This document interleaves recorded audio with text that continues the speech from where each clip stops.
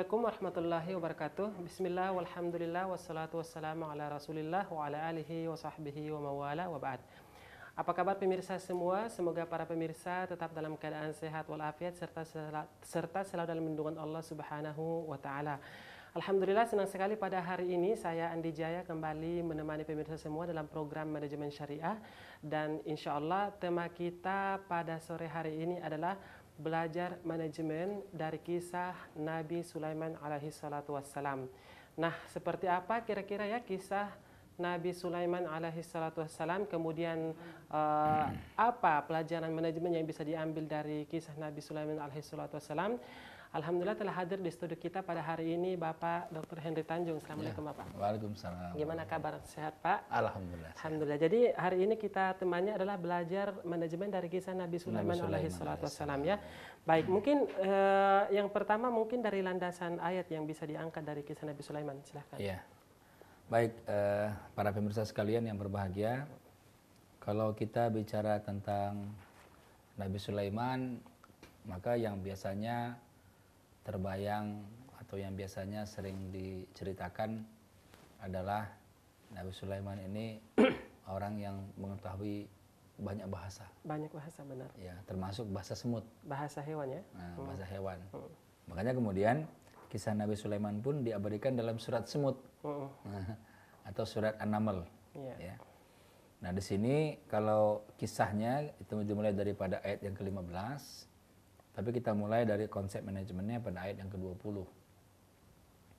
Allah berfirman dalam surat An-Naml ini ayat 20. Wa tafaqqadat tayra faqala ma liya la ara al-hudhud am kana minal ghaibin. Ya.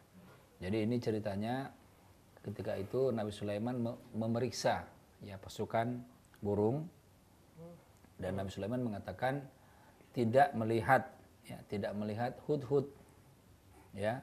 Nah, apakah dia absen gitu ya. Jadi di konsep pemeriksaan ini itu dilakukan oleh Nabi Sulaiman. Kemudian pada ayat yang berikutnya lau adzibannahu adaban syadida ya. Maka aku akan mengazab, menghukum ya hudhud ini dengan hukuman yang berat.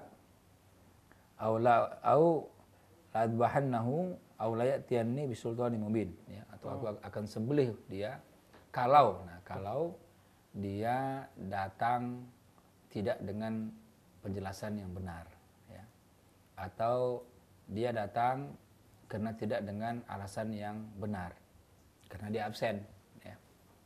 Jadi ibarat orang kalau kuliah orang absen, kalau absennya itu karena alasannya benar diterima gitu.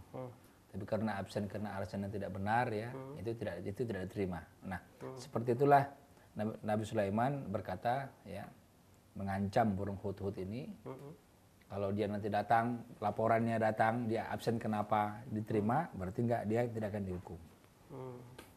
Kemudian pada ayat yang berikutnya, famakasa ghairu ba'id, dan tidak lama kemudian datanglah burung hudhud itu dan dia mengatakan ahadtu mimma lam tuhid bihi wajituka min sabain bin nabai yakin ya. Wahai Sulaiman, aku datang dari tempat yang jauh yang kau enggak tahu, dan tempat itu ya itu namanya Saba. Nah, negeri Saba. Negeri Saba ya. Yang terkenal dalam kisah Nabi Sulaiman. Yang terkenal dalam kisah Nabi Sulaiman. Aku baru datang dari negeri Saba bin nabai yakin dengan berita yang benar ya. Nah, kemudian setelah mendengar laporan daripada hudhud, rupanya hudhud ini absen karena dia baru datang dari negeri Saba. Jadi dia nggak ikut dalam barisan burung-burung gitu. Ya. Kemudian burung hudhud mengatakan, ini wajadtu imra'atan tamlikuhum wa utiyat min kulli syai'in wa laha arsyun azim. Jadi di sini burung hudhud ini menemukan di kerajaan Saba itu yang jadi pemimpinnya perempuan. Nah, ya. Berita yang dibawa perempuan, oleh burung hudhud ini ya. Wajadtu imra'atan. Ya, dan apa? Dan perempuan ini walaha arsyun azim, dia punya singgasana yang besar. Nah, itulah laporannya hudhud. Ya. Kemudian laporan yang pertama itu, ya. Aku baru datang dari negeri Saba. Pertama, rajanya atau pemimpinnya perempuan atau ratu. Laporan yang kedua, wajadtuha wa qaumaha yasjuduna lisyamsi min dunillah. Ya. Wa zayyana lahumus syaitanu amalahum fasaddahum anis sabil fahum la yahtadun. Laporan yang kedua, wahai Nabi Sulaiman, mereka ini kaum Saba ini itu enggak nyembah Allah, tapi dia nyembah matahari. Nah, itu laporan yang kedua. Daripada yasjuduna lisyamsi, ya. Nah, kemudian pada ayat yang berikutnya adalah yasjudu lillah alladzi yukhrijul khab'a fis samawati wal ardi wa ya'lamu ma tukhfuna wa ma tu'linun, ya. Allahu la ilaha illa huwa rabbul arsyil azim. Ya. Nah, itulah intinya ya. Dua itulah intinya laporan daripada burung hudhud. Bagaimana reaksi Nabi Sulaiman menerima laporan hudhud yang absen? Nah, pada ayat yang berikutnya tuh. Pada ayat yang ke-27 Nabi Sulaiman berkata, qala sananzuru as-sadaqta am kunta minal kadzibin. Ayo kita lihat ente benar atau bohong nih. Gitu ya. Jadi Nabi Sulaiman itu kepada orang kepercayaannya pun dia nggak percaya 100%. Dia masih harus mengecek. Dia masih harus mengecek kebenaran itu. Benar nggak ini berita ini? Ya. Padahal burung hudhud itu adalah orang kepercayaan. Bukan orang lah ya, hewan kepercayaan. Iya, pasukan jadi, ya, pasukan. Ya, jadi kalau misalkan Nabi Sulaiman lagi musafir ya, atau lagi dalam perjalanan, maka Nabi Sulaiman itu tidak pernah kehausan. Karena apa? Burung hudhud ini kerjanya cari tempat sumber air di daerah sekitar. Nanti dia balik lagi, laporan, wahai Sulaiman di sana ada sumber air, pergi ke sana. Jadi tidak pernah kehausan ini. Ya. Nah, ini kan jadi orang kepercayaan. Nah, tapi para pemirsa sekalian, meskipun ya, sudah dijadikan sebagai orang kepercayaan, tapi Nabi Sulaiman tetap mengecek kebenaran sebuah berita. Ya. Nah, bagaimana caranya Nabi Sulaiman mengecek?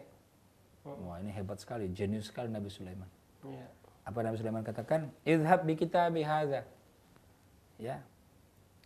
Ente hudhud, ente pergi ke sana, bawa ini suratku. Yang nantinya ditujukan kepada Ratu Bilqis. Ratunya sahabat tadi, ya.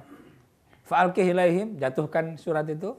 Summa tawalla anhum, kemudian balik lagi, fanzur mayarji'un. Ayo mari kita lihat apa kira-kira reaksi mereka. Jadi cara ngecek itu disuruh bawa surat sama burung hudhud. Surat dari Nabi Sulaiman. Jatuhkan ke situ. Kalau benar kan berarti ada reaksi. Ya. Kalau misalkan ini kabar ini tidak benar ya nggak ada apa-apa kan, nggak ada reaksi apa-apa gitu. Maka kemudian qalat, nah ini yang berkata perempuan, artinya Ratu Bilqis tadi. Ya. Ya ayyuhal mala'u inni ulqiya ilayya kitabun karim. Dia berkata kepada kabinet-kabinetnya lah ya, menteri-menterinya atau pembesar-pembesarnya, inni ulqiya ilayya, semuanya aku dijatuhkan. Ya, kitabun karim, ya. Itu tulisan yang mulia. Ya. Apa itu tulisannya? Innahu min Sulaiman. Ya, surat itu dari Sulaiman. Wa innahu bismillahirrahmanirrahim. Dan isinya adalah bismillahirrahmanirrahim. Kemudian apa? Allah ta'alu alayya wa'tuni muslimin. Ya. Jadi isinya adalah masuklah engkau ke dalam Islam. Dakwah isinya. Jadi surat Nabi Sulaiman kepada Ratu Bilqis itu adalah dakwah. Kenapa? Karena Nabi Sulaiman menerima laporan kaum Saba ini menyembah matahari.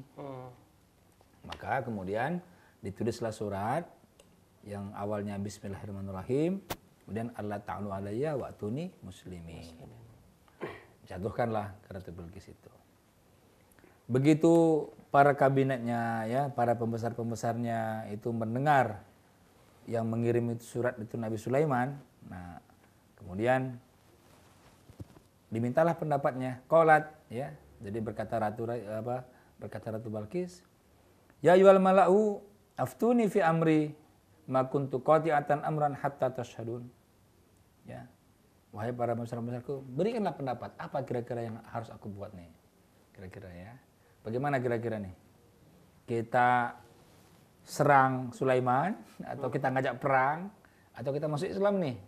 Soalnya suratnya jelas tuh. Ya.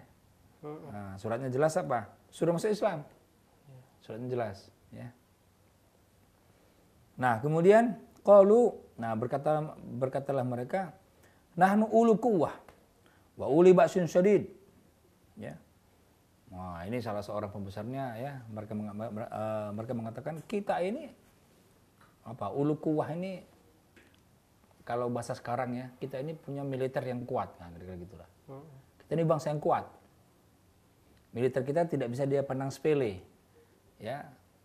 Pasukan bala tentara kita tuh kuat, kira-kira gitulah. Ya. Wa uli ba'sin syadid, ya. Wal amru ilaiki fanzuri madza ta'murin. Ya. Jadi kira-kira kalau kira-kira begini perang pun jadilah, kira-kira gitulah. Ya. Karena kita punya pasukan yang kuat. Jadi istilahnya jangan takut kepada ancaman Sulaiman. Nah, para pemirsa sekalian, di ujung ayat itu tetap saja para pembesar tadi mengatakan walaupun kami berpendapat seperti itu, tetap keputusan ada di tangan engkau wahai ratu. Nah, gitu ya. Kemudian apa kata ratu? Qala innal muluka idza dakhulu qaryatan afsaduha wa ja'alu 'izzata ahliha azillah. Wa kadzalika yaf'alun. Ya. Tapi pertimbangan ratu lain. Pertimbangan ratu apa? Kalau sudah innal muluka, kalau sudah suatu kerajaan, suatu ya idza dakhulu qaryatan afsaduha, ya. Kemudian bisa dikalahkan dalam perang, ya, rusak akibat dikalahkan dalam perang, maka orang-orang yang tadinya mulia itu menjadi terhina karena diusir gitu kan. Kalau misalkan ada satu negara kemudian diserang sama pasukan lain. Nah, kalau negara ini kalah, maka negara ini menjadi terhina gitu. Yang tadinya mulia jadi tawanan perang atau bahkan diusir dari luar daerah itu gitu ya. Nah, wa ja'alu 'izzata ahliha adillah. Yang tadinya mulia menjadi hina gitu. Nah, seperti itulah nanti kalau mereka nyerang kita, kalau kita kalah gitu, kira-kira begitu. Jadi pertimbangan para pembesar lain, pertimbangan ratu lain. Pertimbangan para pembesar kan kira-kira ajak perang aja. Iya, kita ini kan negara kuat, negara yang kuat. Kita ini bangsa kuat dan kita sudah biasa perang gitu kan. Tapi pertimbangan ratu, wah nanti kalau kita kalah gimana gitu. Ya. Karena memang pada saat itu Nabi Sulaiman ini memang sudah sangat terkenal kekuasaannya. Dengan segala kekuatannya juga ya. Bala tentaranya bukan hanya manusia soalnya. Jin pun ikut gitu ya. Angin pun ikut gitu hewan. Bala tentaranya. Jadi luar biasa. Nabi yang bisa perintah angin kan ya beliau gitu ya, Nabi Sulaiman. Kemudian wa inni mursilatun ilaihim bihadiyah. Oke lah kalau gitu aku akan kirim kepada mereka utusan kita dan memberikan hadiah. Nah, dengan membawa hadiah. Fanadzaratun bima yarji'ul mursalun. Nah, nanti kita lihat kira-kira gimana kembalinya utusan itu. Jadi keputusan tadi para pembesar-pembesarnya lawan perang, tapi ratu bilang oh jangan. Kita kirim dulu utusan bawa hadiah. Ya kan? Supaya tidak terjadi perang. Supaya nggak diserang gitu maksudnya. Ya, jadi ajakan dakwah dibalas dengan hadiah. Ya, menarik ya? Yeah. Menarik. Jadi para pemirsa sekalian, bagaimana ajakan dakwah dibalas dengan hadiah. Tapi apakah itu yang diinginkan Sulaiman? Kita lihat pada ayat berikutnya. Falamma ja'a Sulaiman, maka ketika sampailah dia kepada Sulaiman, ya, qala, ya, atmiddunani bimalin fama atani Allahu khairum mimma atakum bal antum bihadiyatikum tafrahun. Ini Nabi Sulaiman setengah marah ini. Ya.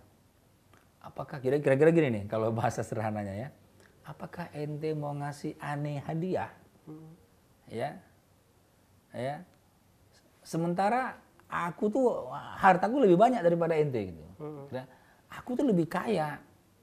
Ya kan? Khairun. Ya, apa yang telah Allah berikan itu fama ataniyallahu khairun. Lebih banyak, lebih bagus daripada yang sudah diberikan kepadamu. Tapi kamu gembira dengan hadiah ini. Yeah. Ya.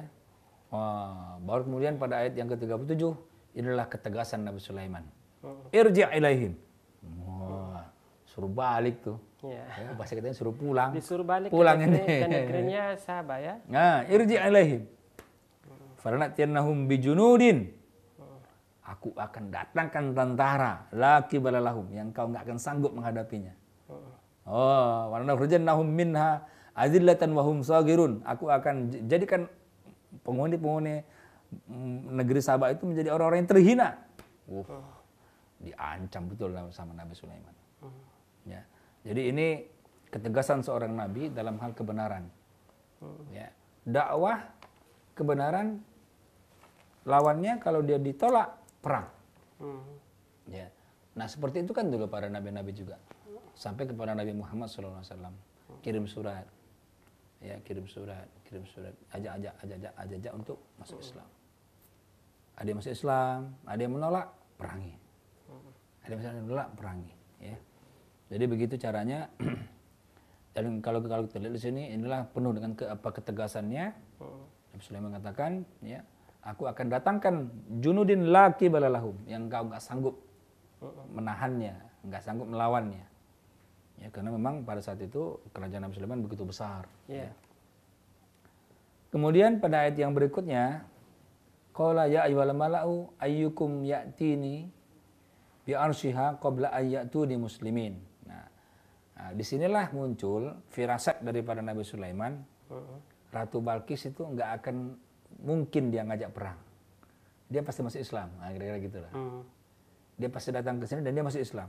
Maka kemudian Nabi Sulaiman berkata kepada para pembesar para Malau ya, para pembesar-pembesarnya, siapa di antara kalian yang mampu mendatangkan arasnya, singgasananya, sebelum dia datang kepadaku dalam keadaan muslim. Nah, ya. Jadi nanti prediksi dia Ratu itu akan datang dan akan jadi orang Islam. Nah, tapi sebelum datang dia, siapa yang mampu memindahkan singgasananya ke hadapan Nabi Sulaiman? Ya. Nah, disinilah berkata Ifrit. Ifrit itu apa ya? Jin. Jin ya. Qala Ifrit, maka berkata jin Ifrit. Ya, ini disebut dengan minal jin ya, dari suku bangsa jin. Ana atika bihi qabla an takuma min maqamik. Ya, aku akan datangkan singgasana itu sebelum engkau Nabi Sulaiman bangkit dari tempat dudukmu. Iya. Nah, ya. Kira-kira berapa lama tuh? Sebelum Sulaiman bangkit dari tempat duduknya. Ya. Nah, kita kan mikirnya paling 1 menit kali ya. Iya, atau dalam sekejap aja ya. Bangkit seperti ya. Nah, ternyata tidak. Dalam tafsirnya dijelaskan ya, nanti bisa dilihat para pemirsa di dalam tafsir Sofatut Tafasir, tulisannya Syekh Ali As-Subuni. Di situ dijelaskan kebiasaan Nabi Sulaiman itu duduk itu fajar itu berzikir, dan dia akan bangkit dari zikirnya itu lepas tengah hari. Lepas tengah hari. Nah, jadi dia tuh dibilang sebelum engkau bangkit dari dudukmu itu artinya Nabi Jin Ifrit memerlukan itu setengah hari. Bukan bangkit dari tempat duduk ya, seperti biasa yang kita pahami ya. Bukan. Jadi bangkit dari zikirnya. Selesai zikirnya. Karena memang dia fajar itu duduk, berzikir itu duduk gitu. Iya. Nah, jadi itu waktunya setengah hari lah kira-kira Ifrit mindahkan itu singgasana itu. Ya, wa inni alaihi laqawiyyun amin. Nah, Ifrit bilang aku nih kuat nih. Aku kuat lagi, aku terpercaya. Iya. Namun sebelumnya, apakah jin Ifrit ini merupakan bagian dari tentara Nabi Sulaiman atau bukan? Iya betul. Bagian daripada orang-orang sekitarnya lah. Oh iya, karena tadi Nabi Sulaiman mengatakan siapa di antara kalian ya yang mampu mendatangkan singgasana Ratu Bilqis itu ya. Iya betul. Jadi kalau ibarat sekarang itu ada ring 1, ada ring 2, ada ring 3. Nah, ini masuk orang ring 1-nya nih. Salah satu yang hebat ya. Oh, yang hebat ini. Kemudian qala alladzi indahu ilmun minal kitab. Nah, kemudian berkatalah seorang yang telah Allah berikan ilmu ya daripada kitab itu. Apa kata orang ini? Ana atika bihi qabla ayyartadda ilaika tarfuk. Subhanallah. Aku akan datangkan singgasana Ratu Balqis ke hadapanmu wahai Nabi Sulaiman sebelum matamu berkedip. Ya. Lebih cepat lagi, satu kedipan mata. Ini yang mengatakan siapa ini, Ustaz? Ini orang yang punya ilmu ya. Ini di dalam tafsirnya beda-beda, tapi tafsir yang saya baca itu namanya Asif Barkhiyah. Ya. Dia dari kalangan manusia. Manusia. Bukan dari kalangan jin bukan. Dia ini manusia, tapi yang sudah Allah berikan ilmu. Ya. Kemudian apa? Falamma ra'ahu mustaqirran indahu qala hadza min fadli rabbi. Nah, tiba-tiba kemudian begitu dia lihat sudah sampai singgasana Nabi Sulaiman itu, apa Nabi Sulaiman berkata? Nah, hadza min fadli rabbi, ya. Ini adalah keutamaan daripada Tuhanku. Dia beluani, ya, untuk mengujiku. Aashkur am akfur. Apakah aku bersyukur atau aku kufur? Wa man syakara fa innama yashkuru nafsi. Barang siapa yang bersyukur maka dia bersyukur untuk dirinya sendiri. Wa man kafara fa inna rabbi ghaniyyun karim. Ya, jadi barang siapa yang kufur, sesungguhnya Allah atau Tuhanku itu maha kaya lagi maha mulia. Ya. Jadi di sini statement daripada Nabi Sulaiman itu bahwasanya apa? Semua yang dimiliki oleh Nabi Sulaiman itu merupakan karunia daripada Allah Subhanahu wa taala.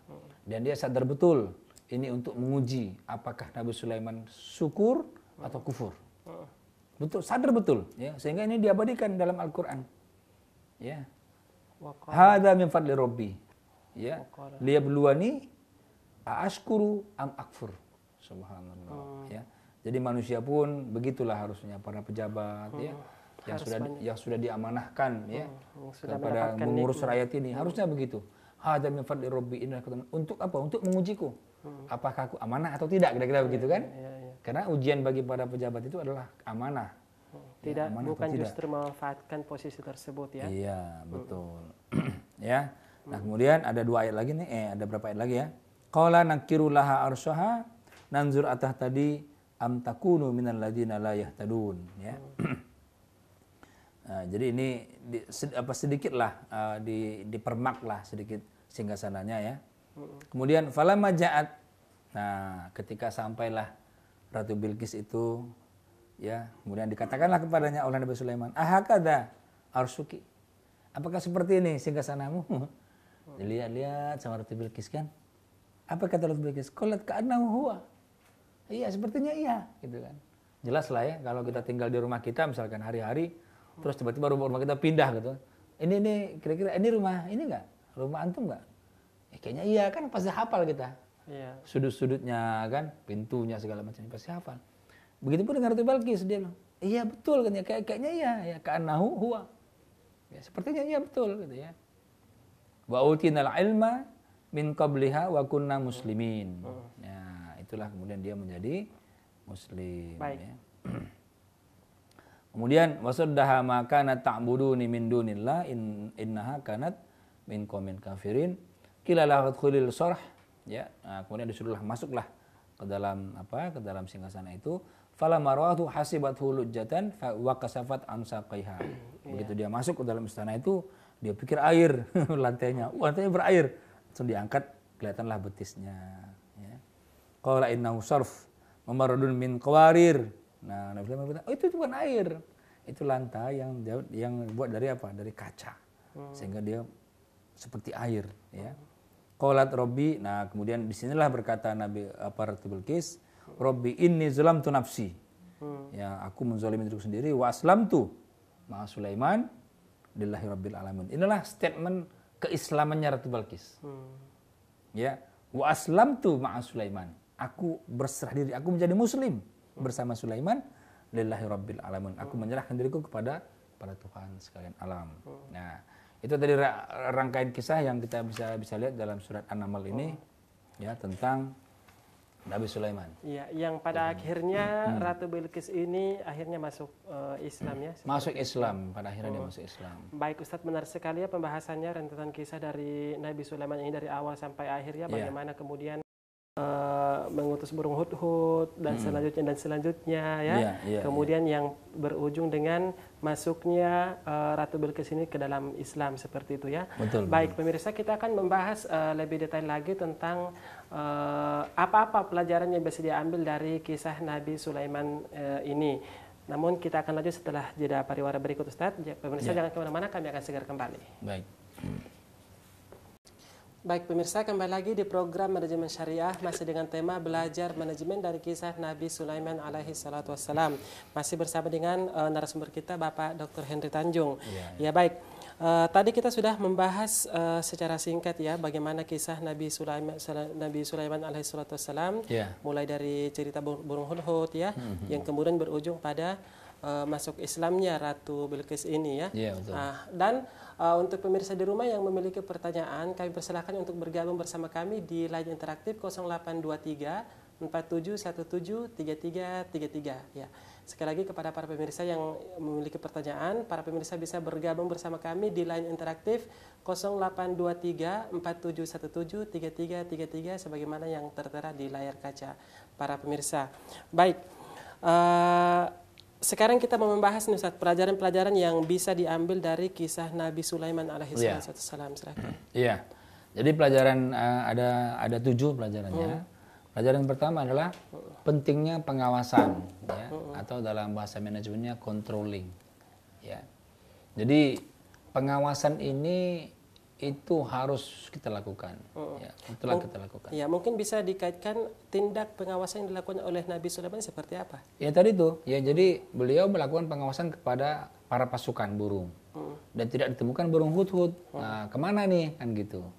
Jadi pengawasan itu kita harus lakukan meskipun yang kita awas ini orang-orang yang kita percaya. Ya, jadi landasan pengawasan itu bukan karena kita tidak percaya seperti orang Barat, bukan. Kalau orang Barat itu dalam manajemen pengawasan itu filosofinya adalah apa? Semua orang tidak bisa dipercaya. Maka seperti itu ya? Iya, maka dibuatlah kemudian pengawasan yang sangat ketat. Nah, tapi dalam apa Islam filosofinya semua orang bisa dipercaya. Nah, kenapa mesti diawasi? Supaya tidak ada penyimpangan. Nah, begitu. Benar. Ya, karena yang namanya penyimpangan, peluang itu pasti ada. Walaupun kecil. Iya. Ya. Nah, apalagi kepada orang-orang yang sudah dipercaya. Kan yang sekarang ini lagi tren ya. Iya. Banyak kemudian orang-orang yang katakanlah tergelincir ya. Iya. Itu karena orang-orang kepercayaannya bermain. Baik, namun sebelum kita lanjutkan kita akan menyapa pemirsa yang telah bergabung bersama kita. Assalamualaikum. Waalaikumsalam. Iya, dengan Ibu siapa di mana? Aisyah. Oh ya, Mbak Aisyah dari mana Ibu? Lampung Selatan. Oh iya, baik, Mbak Aisyah dari Lampung ya. Baik. Mbak Aisyah, silahkan Mbak Aisyah dengan pertanyaannya. Ya, ternyata saya mau bertanya, Al-Quran itu kan ada Quran, yaitu doa Nabi Sulaiman. Sebenarnya tujuannya dengan kita berdoa itu.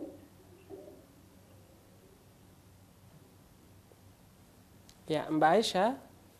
Ya, Ya, mungkin bisa pertanyaannya diulang Mbak Aisyah, tadi suaranya agak terputus. ya, oke. Bentar.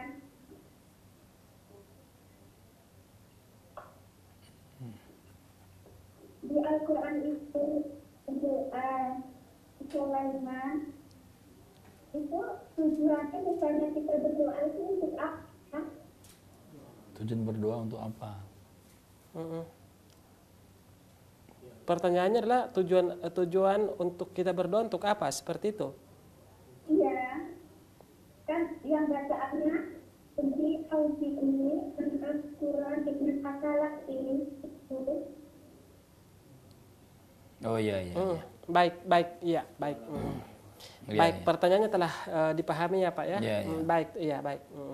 Ada Waalaikumsalam warahmatullahi wabarakatuh ya, dari Aisyah ya, Ya, saudari baik. Aisyah di Lampung. Ya. Mungkin bisa Baik, langsung dijawab. Pak. Ya, Mbak Aisyah tadi yang ditanyakan oleh Mbak Aisyah tadi itu doa yang tertera dalam surat An-Naml ayat 19.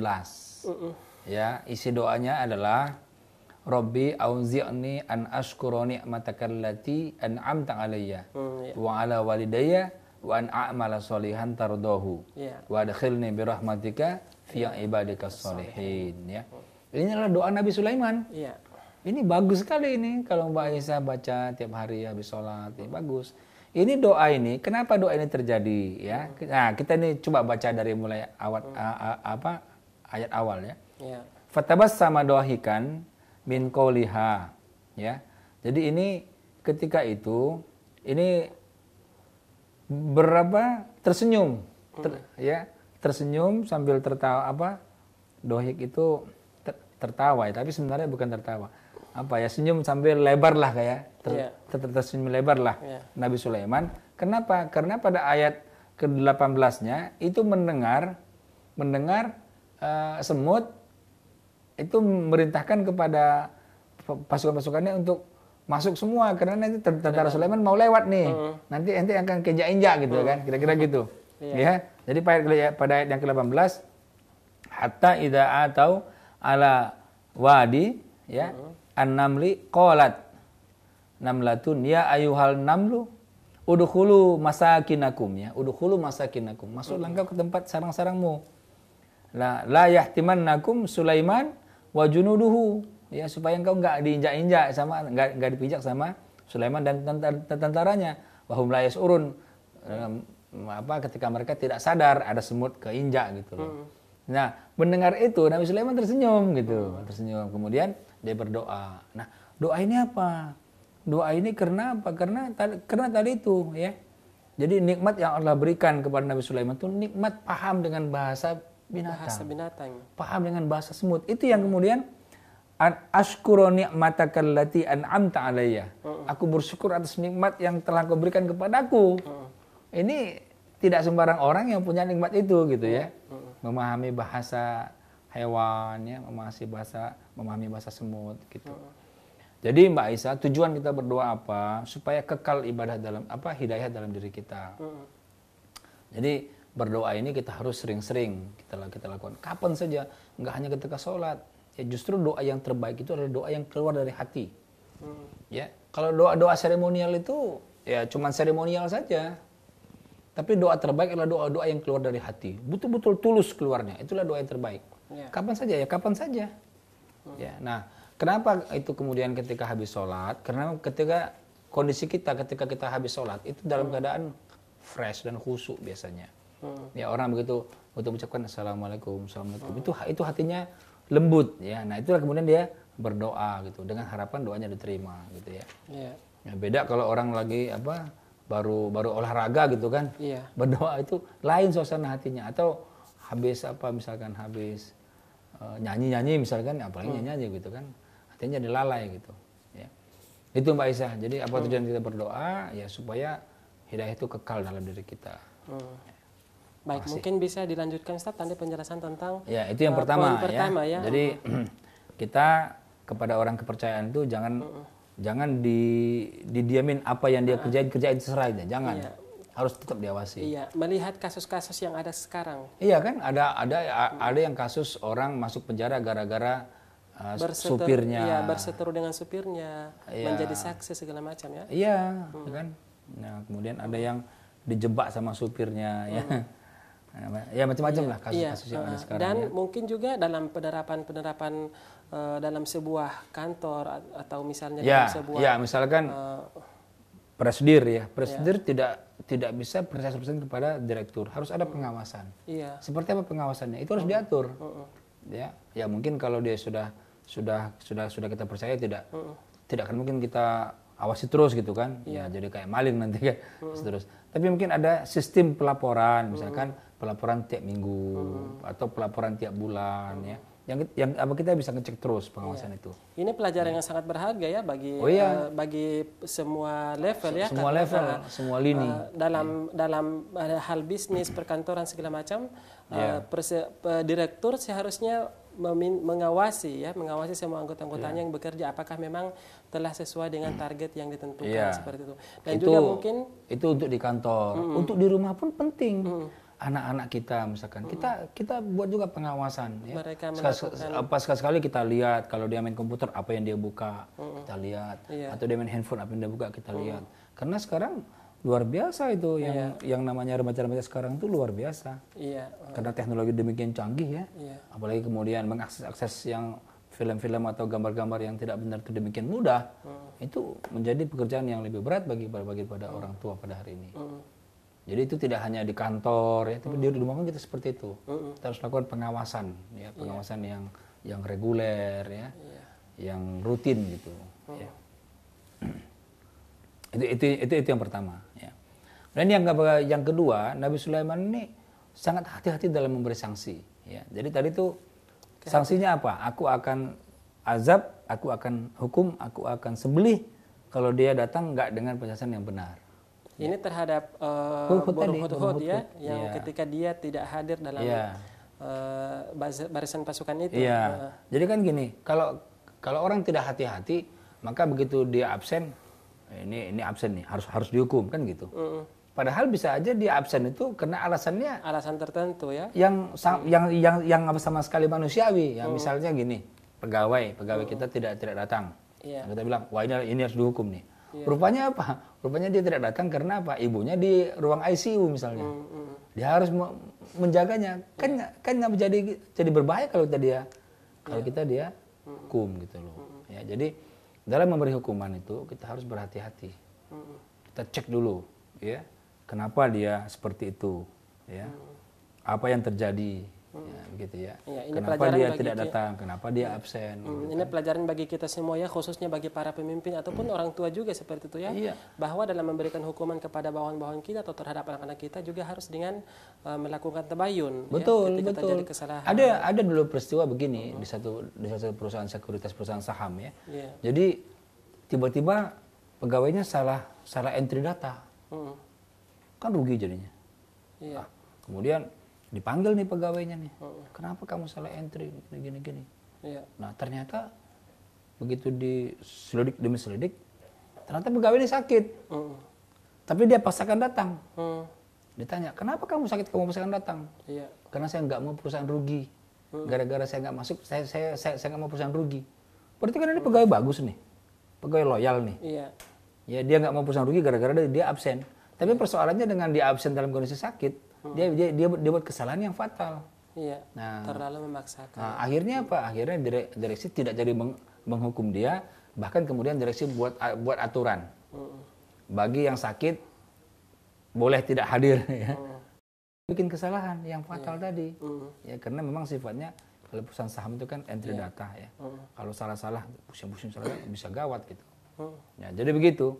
Jadi kita harus hati-hati dalam memberikan hukuman.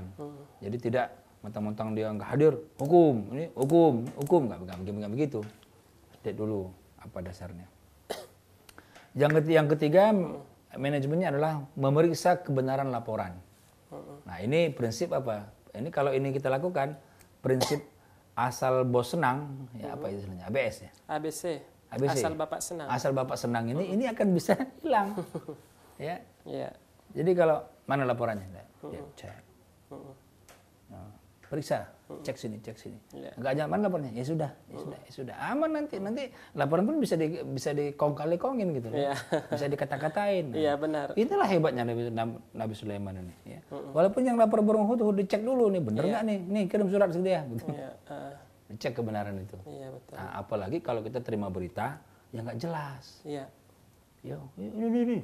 Kita langsung terbakar emosi. Padahal berita itu benar itu. Iya. Ya, makanya. Dan lebih parah lagi ketika berita tersebut langsung kita sebarkan juga ya. Aduh, masya Allah, jangan. Iya, Jadi iya. ini kepada para pemirsa juga, kalau kita terima berita apapun ya, cek dulu kebenarannya, baru kemudian kita lakukan terhadap berita itu. Mau kita sebarkan, mau kita simpan, mau apa terserah. Tapi cek dulu kebenarannya. Ya, karena bahaya. Ada orang yang buat kan berita-berita iseng-iseng si Anu meninggal gitu. Iya. Padahal dia masih hidup gitu. Iya. Si Anu meninggal tadi pagi kecelakaan. Padahal dia masih hidup. Iya. Akhirnya semua disebarkan ide itu kan. Akhirnya orang bingung kan? Kaget ya. Kaget. Nah, ini yang berbahaya. Jadi harus dicek dulu kebenarannya. Apalagi sekarang ada modus penipuan yang seperti itu. Iya. Ya. Jadi tiba-tiba ada telepon gelap ke rumah kita. Mengatakan kita kecelakaan, sekarang lagi di rumah sakit, butuh biaya operasi katakan 27 juta. Iya. Ya, Bapak harus segera kirimkan ke rekening ini gitu ya. Kalau tidak ini nyawanya tidak akan selamat, ya, patah leher segala macam lah disebutnya. Itu modus sekarang seperti itu, ya. Nah, kalau kita cek dulu kebenarannya ya, kita telepon teman sekantor ya. Kalau itu suami kita misalkan atau itu bapak kita misalkan, kita telepon teman sekantornya, telepon ininya, telepon itunya. Cek dulu kebenarannya. Nah, sehingga tidak akan kemudian membuat rusuh ya. Rusuh gitu. Itu yang ketiga. Iya. Nah, yang keempat ini pemimpin harus bermusyawarah, tapi keputusan tetap di tangan bos, tetap di tangan pemimpin. Jadi kalau kita sebagai pemimpin kita ajak musyawarah. Apa itu gunanya musyawarah? Minta pendapat daripada orang-orang yang ada. Siapa tahu pendapat yang ada itu di luar yang kita pikirkan. Tapi keputusan terakhir tetap di tangan kita. Nah, seperti tadi kan. Itu yang tadi itu yang para pembesar Ratu Bilqis tadi bilang, kita ini bangsa yang kuat. Gak apa-apa kita perangin aja. Nah, ya. Tapi keputusan tetap di tangan Ratu. Ya. Nah, tapi Ratu ini dalam kaitannya kisah untuk Ratu Bilqis sendiri. Namun kalau kita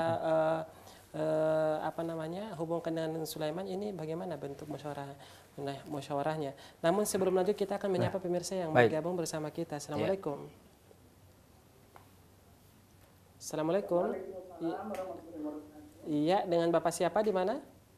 Dengan Ibu Yurni Harahap Kisaran. Ibu, baik Ibu Yurni Harahap ya dari Sumatera Barat. Iya, silahkan Ibu dengan pertanyaannya. Nah, tadi mengenai doa Pak Ustaz. Ya. Doa ayat 19 tadi ya, surat Ya.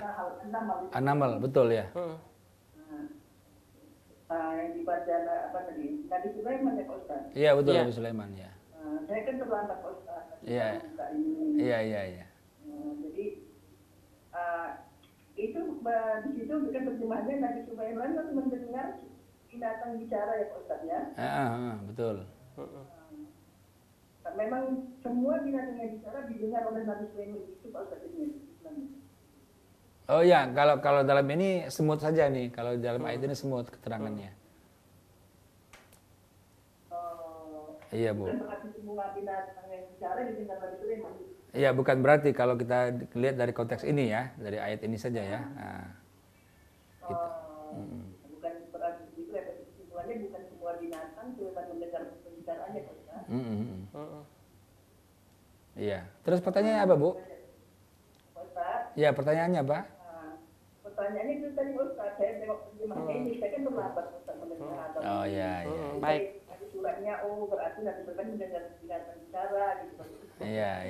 Belum ada pertanyaan, karena saya terlambat Pak Ustaz. Oh iya. Iya, nggak apa-apa, nggak Iya. apa-apa. Iya. Baik. Ikuti saja Ustaz. Iya. Iya, baik. Assalamualaikum warahmatullahi wabarakatuh. Waalaikumsalam warahmatullahi wabarakatuh. Ya, terima kasih buat Ibu Yurni Harahap ya dari Sumatera Barat telah bergabung bersama kita.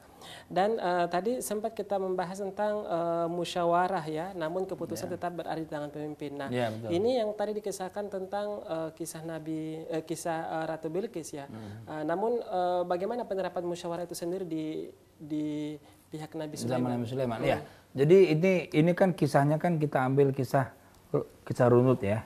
Nah, kalau menurut nabi-nabi sendiri itu memang dalam Al-Qur'an ada dikatakan wasabirhum fil amri. Wasabirhum fil amri. Musyawarah dalam urusan engkau sekalian. Nah, cuman di dalam musyawarah itu kan ada etika. Terkadang kita kan musyawarah begitu. Teman kita kasih pendapat, dia bilang, "Saya nggak setuju dengan pendapat teman saya." Itu kan tidak punya etika. Atau itu pendapat itu akan buat terjerumus atau etika. Maka etikanya apa? Etikanya kita berhak pendapat saya begini, tapi terakhir keputusan tetap ada di tangan pemimpin. Jadi yang namanya pemimpin itu harus mengambil keputusan, jangan diambangkan keputusan. Keputusan diambangkan jadi nggak jelas itu repot itu. Ya. Keputusan terbaik adalah keputusan yang diambil meskipun dia tidak menyenangkan salah satu pihak, kan gitu ya. Kalau teori pengambilan keputusan, kita harus mengambil satu keputusan, meskipun keputusan ini tidak mengenakkan di pihak yang satu. Daripada kita tidak mengambil keputusan, semua pihak merasa tidak enak gitu loh. Kan gitu. Nah, jadi itu namanya etika dalam kita bermusyawarah. Dan kemudian yang kelima, sogokan tidak boleh ditolerir. Nah, ini kadang-kadang yang namanya sogokan itu yang sekarang itu kan jadi banyak modus-modus kejahatan ya. Sogokan ya. Kalau dulu praktek-praktek di bank misalnya ya, cair pinjaman, disogok sekian persen untuk orang banknya. Baik, ini poin yang kelima tentang sogok ya. Namun mungkin bisa dijelaskan terlebih dahulu apa yang terjadi antara Ratu Bilqis dan Nabi Sulaiman yang terkait dengan penyogokan ini. Iya, jadi itu kan Nabi Sulaiman mengajak Ratu Bilqis untuk masuk Islam. Tapi kemudian Ratu Bilqis kasih hadiah gitu, supaya ya itulah gitu ya, supaya tidak masuk Islam, cukup dekat dengan hadiah gitu, kira begitu. Tapi kemudian Nabi Sulaiman marah, Nabi Sulaiman mengatakan, aku tidak perlu hadiah ini, ya. Aku perlu kalian masuk Islam, kira-kira begitu. Iya. Ya. Jadi artinya ini kan simbol kebenaran. Jadi hal apapun yang kalau kita kerjakan kebenaran, jangan kemudian menerima sogokan sebagai pengganti kebenaran itu. Maksudnya gitu, kira-kira. Ya. Kemudian yang keenam, ya, iman yang kuat ini dapat mengalahkan jin ifrit. Ya. Iman yang kuat ini dapat mengalahkan jin ifrit. Nah, jadi kalau kekuatan jin itu bisa mindahkan singgasana dalam setengah hari, tapi kalau kekuatan manusia yang Allah dengar doanya itu bisa sekejap mata. Jadi ini bukan karena kekuatan manusia, tapi karena kekuatan dia yang dekat sekali dengan Allah sehingga Allah pindahkan itu dalam apa sekejap. Ya. Jadi kekuatan ini adalah kekuatan sudah kalau Allah katakan kun fayakun kan. Kun fayakun. Jadi ini adalah kekuatan doa. Doa dari seorang hamba yang sudah dia bertawakal kepada Allah. Begitu doanya dikabulkan, kun fayakun. Kalau jin tadi dia dengan kekuatan dia kan. Dia bawa dengan kecepatan apa itu? Bisa berpindah. Itu jaraknya berapa kilometer tuh dari Nabi Sulaiman ke Ratu Bilqis itu. Yang kita belum tahu juga jaraknya berapa kan kira-kira. Dan kalau setengah hari kira-kira kalau pesawat aja setengah hari berapa kecepatannya gitu. Berapa jam dia terbang, berapa kilometer kira-kira bisa dipindahkan. Nah, seperti itulah mungkin kekuatan jin ifrit. Ya. Jadi bisa dia bawa itu melayang gitu ya. Sampai ke tempatnya. Tapi kalau kekuatan hamba yang beriman itu sudah kekuatan semata-mata karena Allah. Ya, jadi kalau Allah sudah cinta kepada hamba maka tangannya menjadi tangan Allah, ya kan? Kakinya menjadi kan begitu kan? Nah, jadi artinya apa? Jadi simbol-simbol itu sudah dia sangat dekat sekali kepada Allah sehingga apapun yang dia minta Allah kabulkan gitu ya. Ini bukan karena kekuatan dia langsung dia pindahkan, bukan. Ya. Ini artinya apa? Iman yang kuat inilah menjadi PR kita. Bagaimana supaya iman kita kuat? Nah, itu makanya kita jangan lepas dari Al-Qur'an ya. Dulu ketika saya sekolah di Islamabad itu, profesor saya bilang apa begini, jangan sampai tidak bersahabat dengan Al-Quran. Ya, tanya maksudnya bagaimana, Prof? Jadikan Quran sebagai sahabat. Sahabat kan orang yang paling dekat. Jadikan Quran sebagai sahabat. Terus kita bilang lagi, caranya bagaimana, Prof? Caranya pelajari Al-Quran minimal 1 jam sehari. Ya, pelajari, bukan baca. Ya, kalau baca 1 jam selesai gitu kan. Tapi ini pelajari. Mempelajari maknanya. Mempelajari semuanya, maknanya, tafsirnya, asbabun nuzulnya, segala macamnya. Minimal 1 jam sehari. Nah, mudah-mudahan kita bisa nih. Mudah-mudahan supaya kita dekat dengan Allah Subhanahu wa taala. Baik, pembahasannya sangat menarik sekali ya, dan mungkin kita akan lanjutkan setelah jeda pariwara berikut. Pemirsa jangan kemana-mana, kami akan segera kembali. Ya, pemirsa, kembali lagi di program Manajemen Syariah, masih dengan tema belajar manajemen dari kisah Nabi Sulaiman alaihi salatu wassalam. Dan sekali lagi kepada para pemirsa yang memiliki pertanyaan bisa bergabung bersama kami di line interaktif 0823 4717 3333. Sekali lagi kepada pemirsa yang bergabung silahkan di line interaktif kami 0823 4717 3333. Baik, Ustadz, tadi kita sudah membahas ya ada 6 poin ke-6 ya dari pelajaran yang bisa diambil dari kisah Nabi Sulaiman alaihi salatu wassalam. Namun sebelum kita lanjutkan, kita akan menyapa pemirsa yang telah bergabung bersama kita. Assalamualaikum. Waalaikumsalam. Iya, dengan siapa di mana? Dengan Rahman di Lampung. Oh iya, baik, dengan Pak Rahman di Lampung. Silakan Pak dengan pertanyaannya. Iya nih, Ustaz, saya mau bertanya, cukup menarik ya pembahasannya tentang musyawarah. Dan ini pertanyaannya bagaimana jika dalam melakukan musyawarah itu ternyata tidak terjadi mufakat gitu, Ustaz. Oh iya. Nah, ini apa yang harus dilakukan oleh seorang pemimpin? Nah, yang pertanyaan kedua, apabila keputusan diambil oleh pemimpin ternyata merugikan bawahan, nah sebagai bawahan apakah boleh melakukan perlawanan atau menolak untuk melakukan keputusan pemimpin itu, Ustaz? Iya. Ya. Baik, pertanyaannya telah dipahami. Ya, baik. Terima kasih Pak Rahman dari Lampung ya. Ya, ada 2 pertanyaan Pak Ustadz. Yang pertama adalah ketika tidak terjadi mufakat dalam sebuah musyawarah, apa yang harus dilakukan oleh seorang pemimpin? Dan pertanyaan kedua adalah bagaimana ketika pemimpin ini lebih cenderung kepada pendapatnya gitu. Ya. Baik, jadi yang pertama tadi ya, pelajaran daripada kisah Nabi Sulaiman ini adalah pemimpin itu harus bermusyawarah ya untuk mencapai mufakat. Nah, tapi keputusan itu tetap diserahkan kepada pemimpin ya. Nah, bagaimana kalau mufakat tidak tercapai? Nah, keputusan di tangan pemimpin. Pemimpin yang punya hak prerogatif. Dia harus bilang, kita putuskan seperti ini, semuanya harus ikut. Nah, itulah makanya di dalam Islam itu pemimpin itu tanggung jawabnya berat. Ya. Bagaimana berat? Ketika keputusan dia merugikan orang-orang, nah dia nanti akan yang akan dihisap luar biasa. Ini terkait dengan pertanyaan yang nomor 2. Ya. Nah, tetapi ketika misalkan keputusan itu sudah diambil dengan pertimbangan dia yang matang, yang apa. Namun ketika hasilnya kemudian itu tidak baik, itu kan bisa direvisi sebenarnya keputusan itu kan. Bisa diubah keputusan apalagi itu kan. Jika keputusan itu sifatnya merugikan ya. Seperti pertanyaan dari Pak bisa diubah, tadi. bisa disampaikan kepada pemimpin bahwasanya putusan ini akan membuat keputusan ya. Jadi sebenarnya di dalam konsep Islam itu demo-demo itu sebenarnya tidak ada sebenarnya ya kalau kita lihat. Kenapa? Karena dalam Islam itu caranya dengan marhamah, dengan sayang, dengan kasih sayang.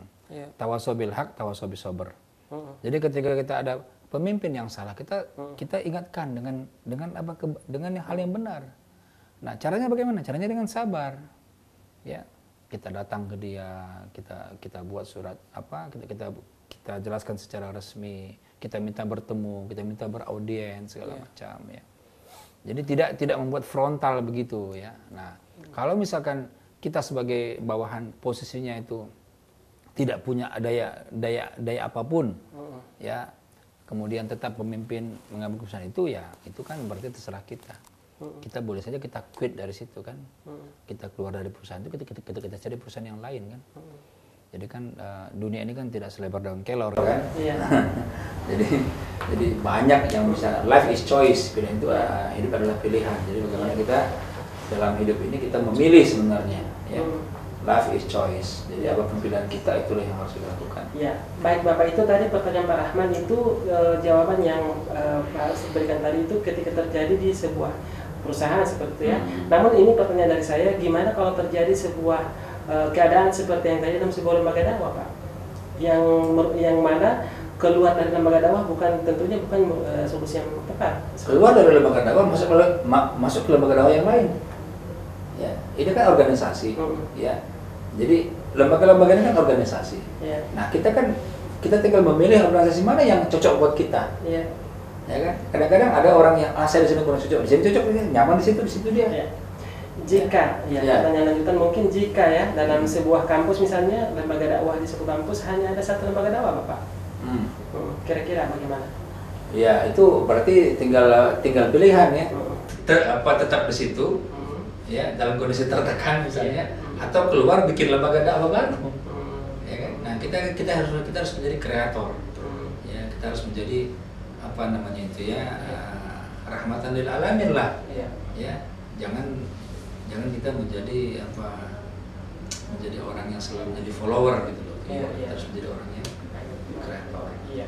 Baik, untuk pertanyaan selanjutnya dari Bapak Muslimun di Jakarta. Assalamualaikum. Waalaikumsalam warahmatullahi. Saya sangat tertarik dengan metode dakwah dari Nabi Sulaiman alaihissalam kepada Ratu Bilqis. Bagaimana penerapan metode seperti itu di zaman sekarang ini? Terima kasih. Iya, jadi Nabi Sulaiman ini kita tahu orang kaya ya, yang sangat luar biasa kekayaannya. Dan dia pendakwah. Jadi begitu dia menerima laporan dari burung hudhud bahwasanya di sana itu Ratu Bilqis itu menyembah matahari, maka langsung dia katakan apa? Masuk Islam lah engkau. Ya, dia tulis suruh masuk Islam. Ya. Jadi ini adalah metode dakwahnya Nabi Sulaiman. Ya. Pertama dengan tulisan. Nah, ya. Bagaimana konteks pada hari ini? Pada hari ini kita harus melakukan dakwah itu dengan tulisan. Ya, karena dakwah dengan tulisan itu orang yang membacanya akan banyak sekali, beruntun dia. Jadi dari itu tulisan bisa dipindah-pindahkan. Saya sudah selesai baca, pindahkan lagi. Tapi beda dengan kalau dia lewat pidato ataupun tabligh akbar. Yang mendengar yang hadir itu saja. Yang di luar itu dia tidak tahu gitu kan. Dia tidak mendengar. Ya. Dan tulisan itu sifatnya dia bisa abadi gitu. Jadi sebagai puncak kita juga, kita berarti sudah berdakwah lewat tulisan.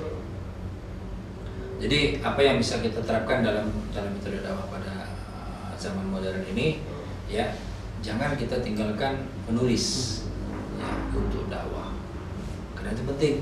Ya. Para pemirsa sekalian, ulama-ulama dulu itu sudah mencontohkan. Ya. Ulama-ulama dulu itu muridnya tidak banyak-banyak. Ya.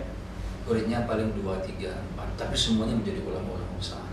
Kenapa? Karena dia berdakwah lewat buku. Ya. Ulama-ulama dulu itu kitabnya tebal-tebal, tebal-tebal dan berjilid-jilid. Ya. Nah, bahkan ada yang bilang bedanya ulama dulu dengan ulama sekarang. Kalau ulama dulu memperbanyak nulis buku. Kalau ulama sekarang memperbanyak jumlah santri. Gitu ya. Sampai ada seperti itu gitu ya. Itu anekdot di luar lah. Ya. Tapi yang jelas itu merupakan keprihatinan. Ulama-ulama sekarang itu jarang menulis. Ya. Nah, ulama-ulama dulu itu menulis. Coba siapa yang tidak kenal dengan Syekh Nawawi Al-Bantani? Siapa yang tidak kenal dengan Abdul Malik Al-Padani? Mereka orang-orang dulu yang kita mungkin dia meninggal pun kita belum lahir. Tapi kita tahu kenapa? Karena kita baca karyanya, luar biasa kitab-kitabnya. Ya. Kita pelajari terus sampai sekarang. Nah, itulah sebenarnya yang harus kita galakkan di zaman modern sekarang ini. Ya. Kalau kita ustaz itu pun pendakwah, perbanyaklah menulis. Ya. Kenapa? Karena dengan menulis ilmu menjadi lebih tertata. Itu salah satu yang bisa dipraktekkan metode dakwah Nabi Sulaiman alaihissalam yang bisa dipraktekkan di zaman sekarang ini. Ya. Sekali untuk pertanyaan tadi ya. Dan untuk pertanyaan selanjutnya Pak, bagaimana dengan penggunaan voting dalam pengambilan keputusan secara kolektif? Apakah ini dibolehkan dari Bapak Hari Semarang? Ya, tidak ada istilah voting dalam Islam, Pak Hari. Ini kesalahan mendasar kita dalam kita bermusyawarah. Ya, sekali lagi tidak ada istilah voting dalam Islam. Ketika tidak ada kesepakatan, serahkan kepada pemimpin yang memutuskan, dan semua harus taat. Ini model Barat, Pak. Model Barat itu voting, sehingga yang milih dia senang, yang tidak milih dia mungkin dendam, sehingga kesatuan dalam proses itu akan pecah. Tapi berbeda kalau yang ketika tidak ada kesepakatan, yang ambil keputusan pemimpin dan semuanya harus taat, itu berarti risiko utamanya di tangan pemimpin dan semuanya tinggal melaksanakan saja. Jadi begitu Pak, nggak ada istilah voting dalam Islam. Ya, itu buat jawaban untuk Pak Hari ya, dari pemirsa kita dari Semarang ya. Mungkin bisa dilanjutkan Pak poin selanjutnya ya. Ini poin terakhir ya. Ambil dari kisah Nabi Sulaiman alaihissalam. Baik. Ini poin terakhir, setinggi apapun pangkat dan ilmu serta jabatan kita, jangan pernah merasa sombong. Ini statement daripada Nabi Sulaiman langsung ini, ya. Jadi begitu Allah berikan semuanya, ya, Allah berikan keutamaan-keutamaannya, ya. Maka kemudian Nabi Sulaiman berdoa, dia duluan nih, ya, hada min fadli rabbi. Semua ini adalah karunia daripada Tuhanku. Ya. Untuk apa? Apakah aku bersyukur atau aku kufur? Ya. Dan jadi di sini orang-orang yang takut kepada Allah itulah orang-orang yang betul-betul mempunyai ilmu. Ya, kalau orang yang berilmu kemudian dia sombong, ya semakin jauh daripada Allah. Sebenarnya dia tidak berilmu sebenarnya dia. Ya, karena ilmu itu letaknya di hati, bukan di kepala. Ya. Jadi kalau di kepala itu namanya informasi. Ya, kalau ilmu itu letaknya di hati. Jadi orang yang berilmu adalah orang yang semakin dekat, semakin banyak ilmunya, semakin dekat dia kepada Allah. Tapi kalau orang yang semakin ya katakan gelarnya doktor, mungkin profesor ya, mungkin juga dokternya dari luar negeri, dari mana-mana. Tapi kalau dia merasa sombong ya, kemudian dia dengan ilmunya dia merasa dia yang orang yang paling hebat ya. Nah, sebenarnya dia bukan orang yang berilmu ya. Tapi dia orang yang punya banyak informasi. Barangkali demikian untuk jawaban saya ya. Dan untuk tadi sudah jelas ada 7 tadi ya. Mungkin bisa direview diulas lagi lah, Pak. Lagi ya bagi yang baru bergabung ya. Jadi dalam manajemen Nabi Sulaiman ini, pertama pentingnya pengawasan meskipun kepada orang dekat.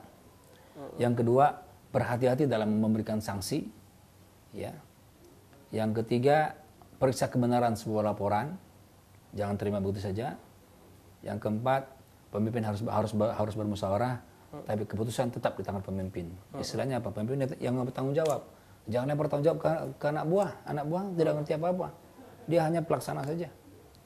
Yang kelima, sungguhkan tidak boleh ditolerir dalam hal kebenaran. Kebenaran tetap dijalankan dengan kebenaran.